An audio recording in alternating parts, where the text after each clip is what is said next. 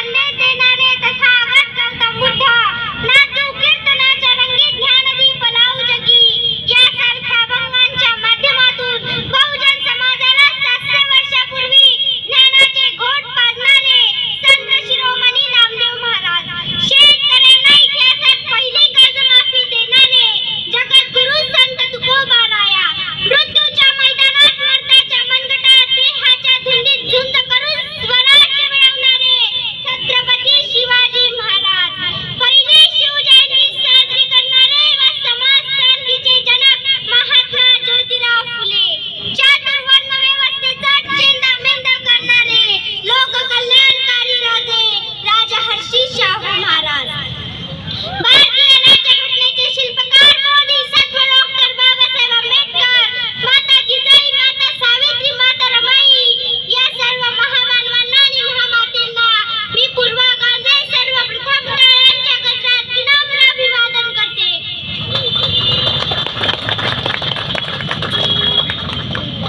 मित्र हो, ज्या भूमीमध्ये धर्माचा मुखवटा एक होऊ लागला होता, पाप पुण्याचं बाजारीकरण सुरू झालेलं होता, चातुर्वर्ण व्यवस्थेखाली समाज पूर्ण दबला होता, 4 वर्णांपासून 4000 जाती निर्माण झालेल्या होत्या, माणसांपेक्षा दगड धोंड्यांना जास्त किंमत होती, नदीतल्या गोट्यातल्या शेणाला आणि भोजनाच्या पंक्तीला भलताच भाव आलेला होता, सामान्य माणसाच्या अस्पृश्यतेच्या अंगावरती कोड आलेले होते, त्यांना खायला भाकरी मिळत नव्हती, प्यायला पाणी मिळत नव्हतं, चालायला रस्ता मिळत नव्हता, 1 रुपयाचं नाणं एका कोटीप्रमाणे वाटत होतं, मंडईतल्या सामान्य माणसांच्या व्यथा वेदना तोडलेला श्वास मोकळा करण्यासाठी एका महामानवाने जन्म घेतला.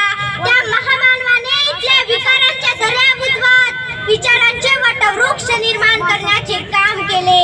त्या महामानवाचे नाव म्हणजे छत्रपती शिवाजी महाराज. प्रौढ प्रतापी पुरंदर क्षत्रिय कुलवंत सिंहासनाधीश्वर श्रीमंत श्री छत्रपती शिवाजी महाराज की जय. देखो मुल्क मराठों का यह शिवाजी डोला था, मुगलों की ताकत को जिसने तलवारों पे तोला था, वयाच्या 16व्या वर्षी हातात तोलणारी तलवार घेऊन सह्याद्रीच्या दऱ्या खोऱ्यातून कड्या कपारीतून महाराष्ट्राला स्मिता प्राप्त करून देणारा एक राजा, जातीपातीचे बंधने झुंगार होऊन मावळ्यांच्या शिदोरीत हात घालून माणुसकीचा वसा जपणारा एक माणूस, दुष्कर्माच्या वेद कवचाला छेदणारा ज्वालामुखीचा एक उद्रेक, गरीब जनतेच्या उघड्या अंगावर मायेचं छत्र धरणारा असा एकमेव छत्रपती. देशातील रयतेतील माणसं, त्या माणसांची मनं त्या आपल्या अतुलनीय युक्तीनं, पराक्रमी शक्तीनं आणि स्वराज्यावरील निस्सीम भक्तीनं स्वराज्य घडविले. त्या यशवंत, कीर्तिवंत, वरदवंत, पुण्यवंत रयतेचा जाणता राजा छत्रपती शिवाजी महाराज यांना माझा मानाचा मुजरा करते. शेतकऱ्यांच्या मुलांच्या हातात तलवारी देऊन शेतकऱ्यांना देशासाठी लढणारा पहिला सैनिक बनवला. महाराज धार्मिक होते पण धर्मगुणे नव्हते, श्रद्धाळू होते पण अंधश्रद्धाळू नव्हते, व्यावहारिक होते पण व्यवहार शून्य नव्हते, महाराज कठोर होते पण क्रूर नव्हते. महाराजांनी इतिहासाला आव्हान केलंय, मी शत्रूशी शत्रू समजून वागलो, मित्राला दगा दिला असं एखादं उदाहरण दाखवा. 10 नोव्हेंबर 1659 प्रतापगडाच्या पायथ्याशी ज्यावेळी महाराजांनी अफजल खानाचा कोदडा बाहेर काढला, दिवाग नख बनवून देणारा मुसलमान होता. शिवरायांच्या 21 अंगरक्षकांपैकी 13 बॉडीगार्ड हे जातीनं मुसलमान होते. शिवरायांचा तोफखाना प्रमुख दली यासार, शिवरायांचा पहिला फोटो काढणारा मीर मोहम्मद, शिवरायांचा आरमार प्रमुख सिद्दी इब्राहिम, शिवरायांचा सर नौबत नूर खान बेग, अफजल खानाची पहिली खबर देणारा मुक्तमे जमात, शिवरायांना वाघनखे बनवून देणारा रुक्तमे जमात हे सर्व जातीनं मुसलमान होते. श्रोते हो, तानाजी मालुसरे, साजी कांका, फिरोजी इंदोरकर, प्रतापराव गुजर, हंबीरराव मोहिते, शिवाजी इंगळे, मानकोजी धातोंडे, कान्होजी जेदे, सुराजी काकडे, मुरारबाजी देशपांडे, बाजीप्रभू देशपांडे जीवा आम्हाला शिवा काशीत, कोणाजी कदम मोरोपंत पिंगळे प्रतापराव हंबीरराव असे जीवाला जीव देणारे मावळे महाराजांनी विदेशातून मागवले नव्हते. त्यासाठी कोणा वर्तमानपत्रात जाहिरात दिली नव्हती. सह्याद्रीच्या कुशीत लपलेली ही धडाडीची माणसं शोधण्याची त्यांची गुणवत्ता पाहण्याची अजब दृष्टी माझ्या राजाकडे होती. इतिहासातला पहिला काळ म्हणजे शिवकाळ. इथे माणसं जगण्यासाठी नाही तर एका पायावर मांडण्यासाठी तयार झाली. म्हणून रयतेचे राज्य निर्माण झाले. बाजीप्रभू देशपांड्यांच्या बद्दल बोलायचं झालं तर शब्द जपुरे पडतात. महाराज विशाळगडावर पोहोचेपर्यंत पावनखिंडीत बाजीप्रभूंची मान तुटली, पण दोन्ही हात तलवारी चालवत त्यांनी 300 मोगल कापले होते. महाराज विशाळगडावर पोहोचेपर्यंत तोफेचा आवाज येईपर्यंत बाजीप्रभू लढतच राहिले. तानाजी मालुसराच्या मुलाचे लग्न असून आधी लग्न कोंढाण्याचे, मग मात्र रायबाचे. मुलाचे लग्न सोडून तानाजी स्वारीवर गेले. शिवा काशी सिद्धी जोहरचा वेळा पडला तेव्हा महाराजांच्या वेशात सिद्धीच्या समोर जायला तयार झाला.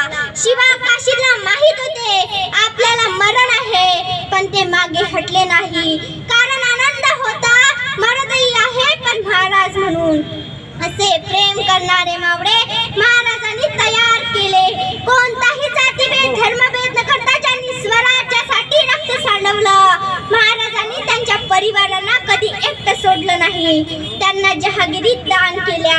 आजचे नेते कार्यकर्त्यांना वाऱ्यावर सोडतात, नातेवाईकांना शासकीय नोकरीवर लावून देतात. ही सर्वात मोठी शोकांतिका आहे. महाराजांनी आपल्या मावळ्यांचे कला कौशल्य पाहून आपल्या मावळ्यांना रयतेला न्याय दिला. म्हणून रयतेचे राज्य निर्माण झाले. आज नेते तुपाशी आणि शेतकरी जनता उपाशी मरत आहे. शिवकाळात बऱ्याच वेळा कोरडा दुष्काळ, ओला दुष्काळ पडला. पोटच्या गोळ्याचे मांस खावे अशी परिस्थिती निर्माण झाली. पण त्या काळी कोणा शेतकऱ्याने आत्महत्या केल्याची कोणत्याही इतिहासात नोंद नाही. कारण शेतकऱ्यांना बिनव्याजी कर्ज देणारी बँक मासाहेब जिजाऊंनी खोलली होती आणि सैनिकांना नेहमी सांगितले जात शेतकऱ्यांना त्रास देऊ नये. शेतकऱ्याच्या गवताच्या कळीला सुद्धा हात लावणाऱ्याचे हात कलम करावे असे फरमान महाराजांनी काढले होते. महाराजांच्या चारित्र्याचा आणखी एक पैलू म्हणजे त्यांचे चारित्र्य धुतल्या तांदुळासारखे स्वच्छ होते. त्यांच्या ठाई कमालीची नैतिकता होती. परविया नारी रखुमाई समान हा तुकोबांचा नैतिक मंत्र महाराजांनी आयुष्यभर जपला. म्हणूनच सुरतेतून लूट म्हणून आणलेल्या सुभेदाराच्या सुनेला आई समान वागणूक दिली. तिची वटी भरून तिला सन्मानाने परत पाठविलं. आज गायींना वाचवा, बाईंना नाचवा अशा प्रकारचं वातावरण देशात तयार झालं.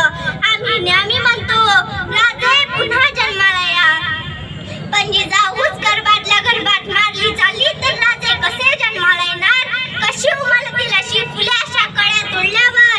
सांगा कसे दिवे लागणार अशा पंत्या मोडल्यावर? आणि कसे रयतेचे राज्य देशावर? म्हणून 18 पगड जातीतील दैवत म्हणजे माझे छत्रपती शिवाजी महाराज. व्हिएतनाम नावाचं एक छोटंसं राष्ट्र आहे. मुंबई एवढंही नाही. 36 वर्षापासून अमेरिकेसारख्या बलाढ्य देशाला झुंजावतोय. 36 वर्ष झाली अमेरिका त्या छोट्याशा राष्ट्राला पराभूत करू शकली नाही. कारण काय आहे माहित आहे? या व्हिएतनामच्या चौकात शिवाजी महाराजांचा पुतळा आहे आणि या व्हिएतनामचा स्वातंत्र्य सेनानी त्याची समाधी आहे. आणि त्याच्या समाधीवर काय लिहिलं आहे माहित आहे? शिवाजी महाराजांचा मावळा येथे चिर शांती घेतोय. व्हिएतनाममध्ये तेही जाऊ द्या. अमेरिकेच्या पोस्टल विद्यापीठामध्ये MBAच्या पोरांना 100 मार्कचा पेपर आहे.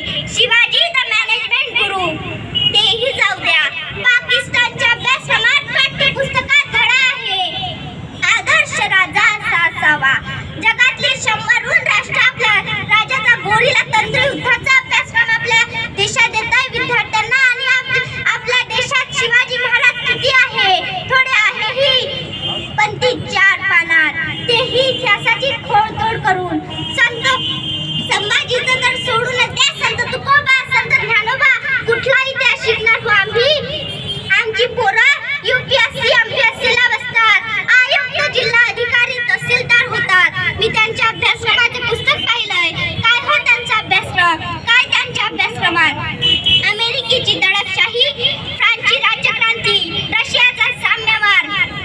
इंग्लंडचे चहाचे मडे, अरे आमचे संत गडाले, आमचे उसाचे मळे जळाले.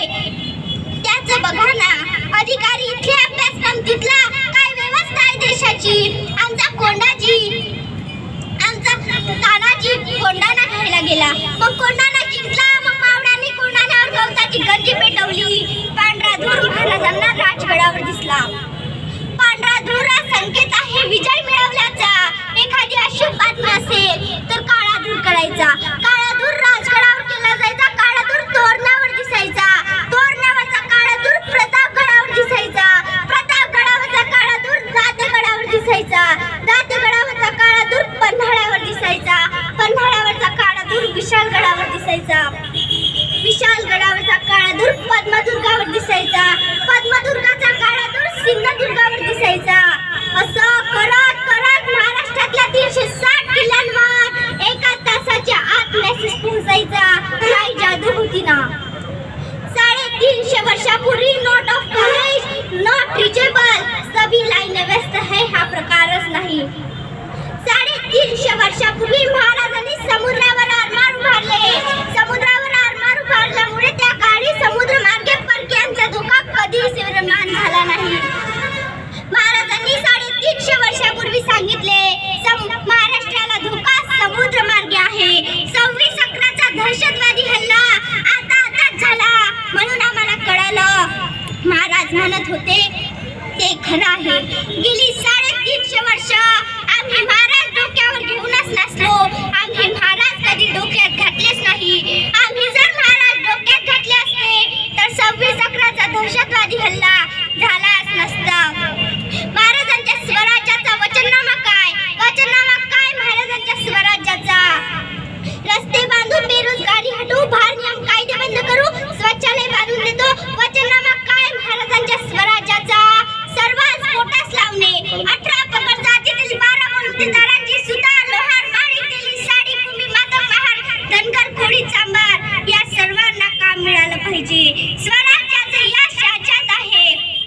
स्वराज्याचं यश याच्यात आहे आणि महाराजांनी सर्वांना जबाबदारी वाटून दिली. अहो तत्कालीन काळात जहाज इंग्रजांकडून घ्यावे लागत, तोफा पोर्तुगीजांकडून, दारुगोळा डचांकडून, आणि त्यांनी जर देणं बंद केलं तर महाराजांनी याचा विचार केला आणि महाराजांनी स्वतः जहाज बनवणे सुरू केले. महाराजांनी दारुगोळ्याचे कारखाने काढले. महाराजांनी स्वतः शस्त्र बनवण्याचा कारखाना काढला आणि महाराजांनी इतके सुंदर जहाज बनवले की इंग्रज विचारात पडले आणि इंग्रज महाराजांजवळ ती जहाज विकत मागण्यासाठी येऊ लागले. महाराज ती जहाज आम्हाला विकत देता का? आणि त्या जहाजाचं नाव ठेवलं संगमनेरी जहाज. ही स्वराज्याची निर्मिती आहे. शिवाय छत्रपतींसारखा सृजनशील राजा या हिंदुस्थानात झाला नाही. महाराजांनी पन्हाळा घ्यायचा बेत आखला, पण पन्हाळ्यावर फौज आहे 40,000 आणि महाराजांची सारी फौज गोळा केली तर भरेल कशी 7,000. 7,000 फौजेच्या भरोशावर 40,000 फौज असलेला पन्हाळा घ्यायचं म्हणतोय महाराज. महाराजांनी बैठक बोलावली. तानाजी, मोरोपंत, प्रल्हादपंत, येसाजी, कोंडाजी, कर्तोजी आणि महाराजांनी विचारले कोण घेतो पन्हाळा? कोण घेतो पन्हाळा? अहो सगळे चिडीचूप. महाराजांनी परत विचारले कोण घेतो पन्हाळा? अहो दुसऱ्याच्या मतदारसंघात जाऊन निवडून येणं सोपं आहे का? तडकान उभे झाले कोंडाजी. महाराज मैं घेतो पन्हाळा, मैं घेतो. तसेच महाराज म्हणाले वा घ्या कोंडाजी घ्या, पन्हाळा घ्या, पण पन्हाळ्यावर फौज आहे 40,000. तुम्हाला किती फौज हवी? तसाच कोंडाजी म्हटला द्या की 50-60 मावळं. तसे महाराज म्हणाले 50-60 काय मागता? तसे कोंडाजी म्हणाले तसं तर काहीच नव्हतं मागत, पण ते लईच विचित्र वाटलं असतं म्हणून 50-60 मागितले. एकटा जायला तयार आहे, एकटा जबाबदारी घ्यायला तयार आहे, एकटा लढायला तयार आहे. आमच्याकडे सांगा ना एखाद्याला, करतोच का तेवढं? एखादा त्यांना जोडीला सोबत, काय गणितच लागत नाही. माझा कोंडाजी एकटा जायला तयार आहे, एकटा लढायला तयार आहे, एकटा जबाबदारी घ्यायला तयार आहे. तरी महाराजांनी त्यांना 1,500ची फौज दिली. सोबत तानाजी दत्तोला दिलं आणि 6 मार्च 1673 रोजी रात्रीच्या 12:30 वाजता कोंडाजी निघाला. महाराजांच्या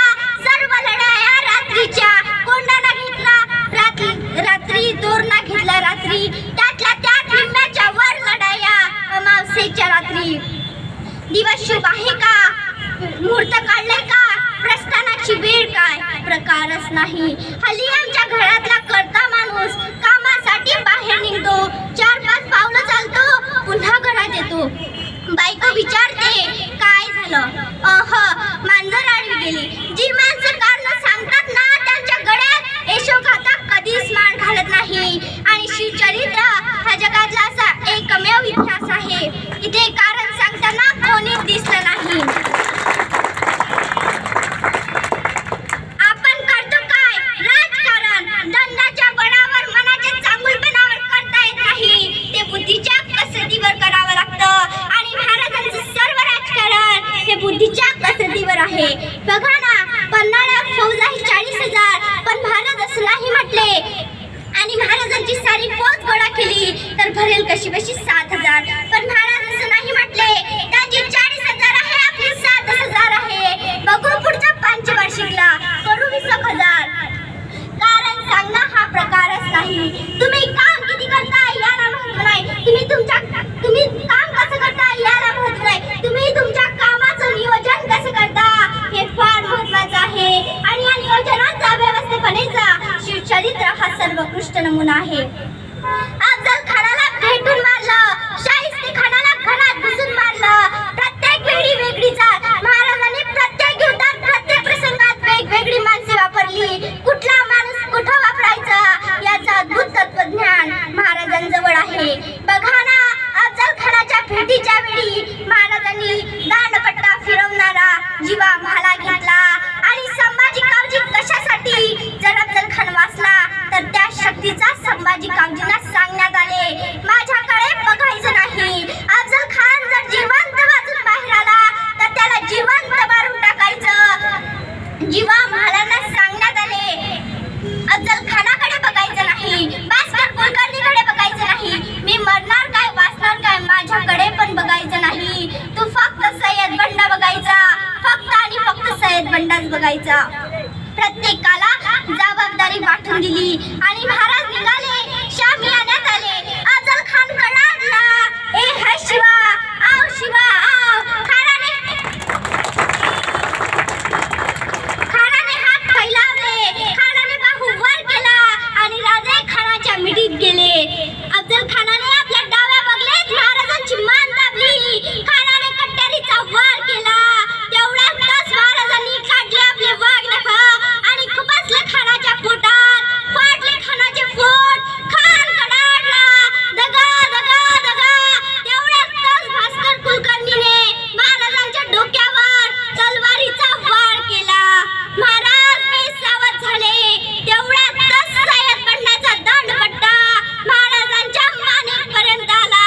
तेवढ्यातच जीवा महाराजांनी क्षणाचाही विलंब न करता वरच्या वर हवेत सय्यद बंडाचा हात वरच्या वर उडून टाकला. म्हणून इतिहास फुटफुटला. होता जीवा म्हणून वाचला शिवा. सर्व मोर्शीकरांना मी शिवजयंतीच्या कोटी कोटी शुभेच्छा देते आणि आपली रजा घेते.